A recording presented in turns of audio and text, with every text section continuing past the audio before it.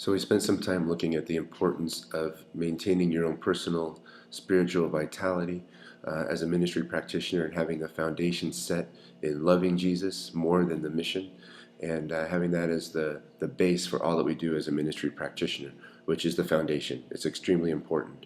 And on that foundation, we can build other attitudes and skills as well, which is what we're going to look at here over the next few minutes. So if you were looking to hire a ministry practitioner and you were going to post a job description or a profile of the person you were looking for, what would you look for? What would you want to see in that person? Would you look for education? Would you look for experience? What sort of personal characteristics would you like to see? So some of the things you might consider are the first step, as we've talked about, would be someone of faith, someone that has that foundation built firmly on Jesus, and someone that is more in love with Him than the mission. Then also some things that you might consider are education. What type of education would you like the person to have? Do you want a high school diploma? Do you want a college degree? Would you like a master's degree, a doctorate? What sort of education is important to you? Do you want a formal education like we value in the West? Do you want a more informal education, a trade school? And at what level are you willing to compromise on the educational requirements? Also, the same goes with experience. Do you want someone that has experience doing what you're going to be doing? Do you want someone that has experience living cross-culturally?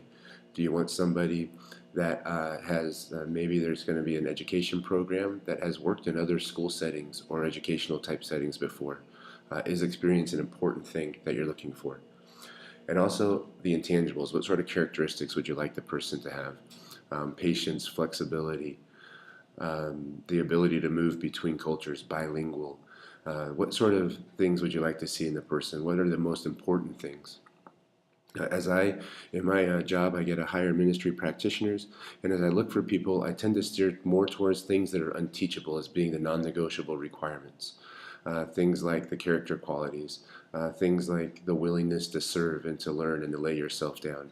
Oftentimes, there's ways to go around and get more education and to help someone gain experience in a way in which you're not giving them too much responsibility at first, but able to empower them and build capacity within them so then they can carry the things out.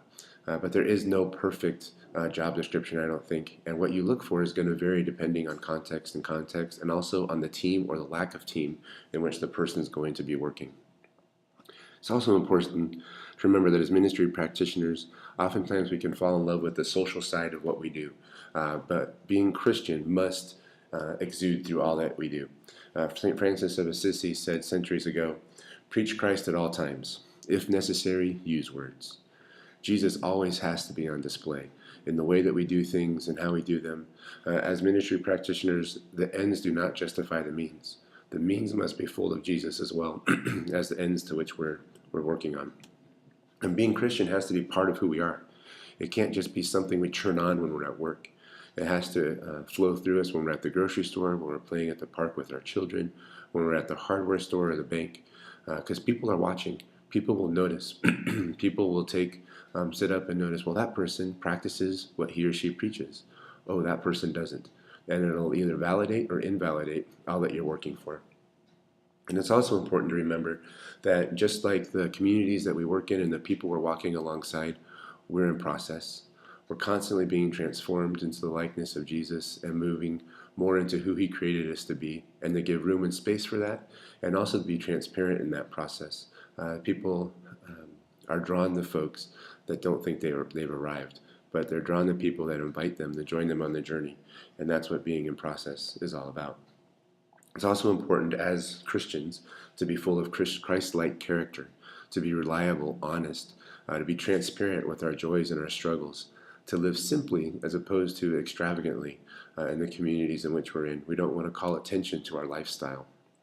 And also humility, as you can imagine, is a huge factor in this. That humility allows us to be flexible, to go with the flow. It allows us to be better listeners and not just listen for the sake of listening, to prove our own point, but to actually take the information in and put it into practice.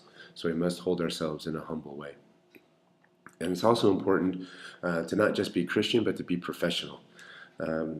Oftentimes we use being Christian as an excuse to not do things with the highest quality or not be as professional as we can. But being Christian should drive us to work with excellence. The folks that we're working with are made and created in the image of God and have innate worth and value. And because of that, they deserve the very best. They deserve the very best that I can offer, the highest quality. And so we should not seek to cut corners, but to strive to do the best that we can with excellence and in a professional manner. Part of being a professional is being a facilitator, facilitating discussions and conversations to discover what the community already knows, what people already know, and then helping put that into practice. And so to not necessarily think of myself as being an implementer, but more of a facilitator. This person also, it's important to be able to understand the concepts and the theory and the principles and the theology behind what it is that's going on, and be able to diagnose trends, etc., in the communities, but also being able to do something with that information and apply it in a real way that's going to be impactful. There's also a balance that you have to find, because often the practitioner is going to have ideas, going to have methods that might be new, that would be super helpful, going to have ways of making good adjustments. And so it's not to consume that the practitioner coming from the outside knows nothing, but finding the balance between implementing and putting into play what I have to offer, as well as balancing that with humility to adjust that when needed, to take on what the community has to offer and finding a balance in that. It's also important and often difficult to look for continuing education. If you look at professions like nurses and teachers and accountants and doctors, there's always a continuing education requirement in their profession to maintain their certification. We need to take that same sort of importance as ministry practitioners and seek to continue learning new trends, to continue talking to others to find out what they're doing and what is going on, so we can continue to learn and improve what we're doing. And to finally hold that all with humility. It's easy to think, well, I've been trained. I know what I'm talking about. You need to listen to me. But no, we need to get off of our high horse and place ourselves on the ground and live with humility and remember that it's really God that's doing the work, not us in the process. So part of what helps me remember that is to remember that I'm really here to listen and to learn. If I'm more of a learner than a teacher, then I'm going to be able to take in what's going on and then through that ask questions that'll help me learn more and maybe implement those things. So as I do that, this diagram here helps me keep that in mind. So as you enter into a community, remember that God's been active there. God's story has been at place since before the people that you're working with were there and alive and players on the scene. God has been at work everywhere around this world. And then comes the person's story. So the person that you're walking alongside, they have a history, they have a past. Very rarely are you working with somebody that you've known from birth. So to keep that in mind. But then also, my story, our story. You have a history and a past, experiences, education, family dynamics, and etc. that have affected who you are and your biases and your perspective and the lens through which you see the world. So keep that in mind, because you're bringing all of that with you to the story that you're now encountering in the person and in the community. But then there is a time that we're walking together. We have a shared story. And in those moments that hopefully we're encouraging each other and pushing people more towards Jesus, and I'm listening to what has brought them to that point, and they're listening to what's brought me to that point as well. And then together we're seeking to move forward. And then keeping in mind that very rarely are we going to walk with eternity with someone. So we're going to part ways. But the hope is that as we part, that both of these arrows, the person is pointed more towards Jesus and more towards a transformed life, more towards a life that has abundance and shalom in it than before. And so our job really is to just come alongside and listen to the story and learn from the story and then help direct the story in a way that's more towards Jesus.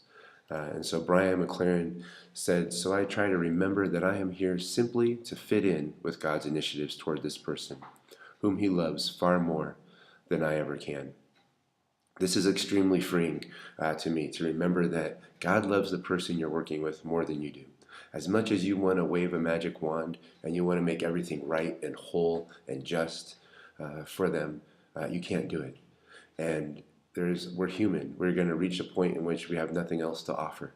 But however, it's at that point that Jesus steps in. He loves the person far more, and he's faithful to complete a good work that he's begun in them just as he is in us. Now, as we're working in communities and walking alongside people, there's various traps that can come up. And so one of those traps that we can fall into is to have a marred identity, much like we talked about in the class session on poverty. And the people living in poverty, their identity is often marred. Also, for a ministry practitioner, daily exposure to ugly, hard life circumstances can begin to mar our identity and make us cynical people. So it's important to go back to our foundation and to know who we are, who we were created in Jesus, to be able to move from there. And it helps us fight the circumstances that we're in, that they don't mar us and mark us and make us who we are.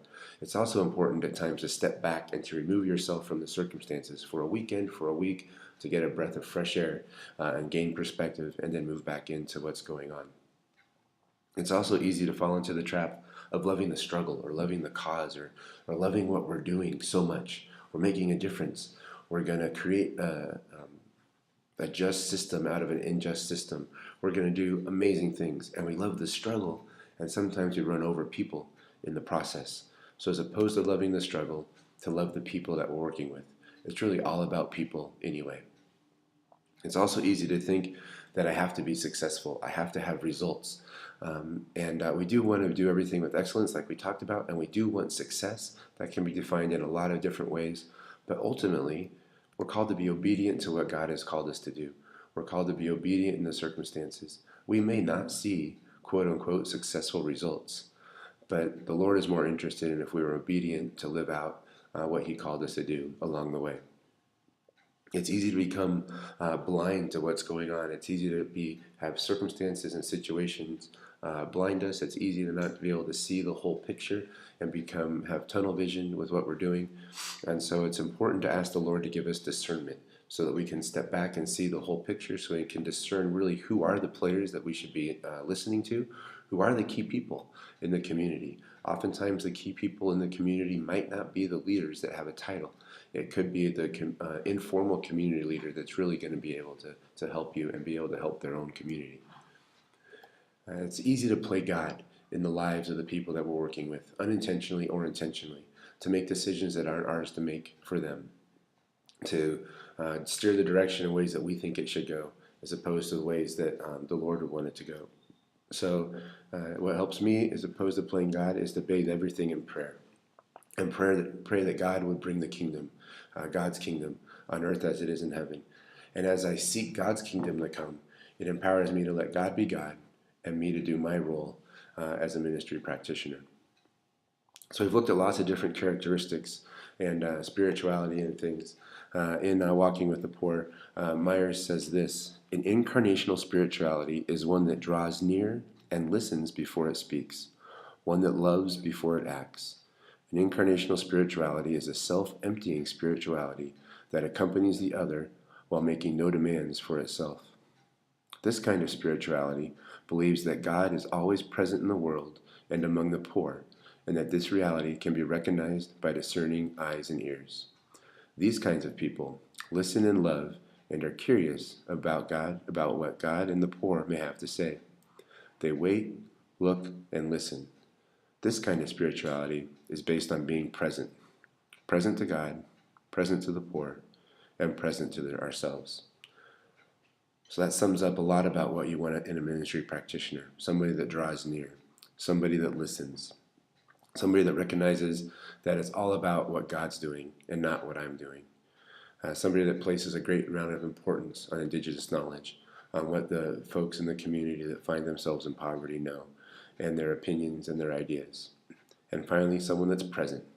It's hard to do development work if you're not present in the community and if you don't show up day after day after day.